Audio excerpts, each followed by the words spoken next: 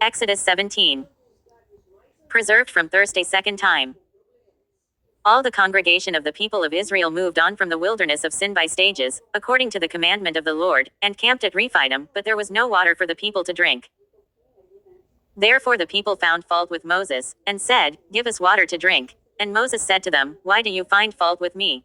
Why do you put the Lord to the proof?" But the people thirsted there for water, and the people murmured against Moses, and said, "Why did you bring us up out of Egypt, to kill us and our children and our cattle with thirst?" So Moses cried to the Lord, "What shall I do with this people? They are almost ready to stone me." And the Lord said to Moses, "Pass on before the people, taking with you some of the elders of Israel, and take in your hand the rod with which you struck the Nile, and go.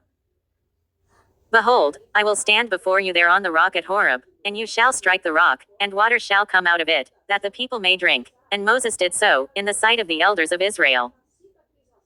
And he called the name of the place Massah 1, and Meribah 2, because of the fault finding of the children of Israel, and because they put the Lord to the proof by saying, "Is the Lord among us or not?" Preserved from defeat.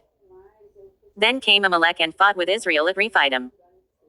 And Moses said to Joshua, "Choose for us men, and go out, fight with Amalek. Tomorrow I will stand on the top of the hill with the rod of God in my hand." So Joshua did as Moses told him, and fought with Amalek, and Moses, Aaron, and Hur went up to the top of the hill. Whenever Moses held up his hand, Israel prevailed, and whenever he lowered his hand, Amalek prevailed. But Moses' hands grew weary, so they took a stone and put it under him, and he sat upon it, and Aaron and Hur held up his hands, one on one side, and the other on the other side, so his hands were steady until the going down of the sun. And Joshua mowed down Amalek and his people with the edge of the sword. And the Lord said to Moses, "Write this as a memorial in a book and recite it in the ears of Joshua, that I will utterly blot out the remembrance of Amalek from under heaven."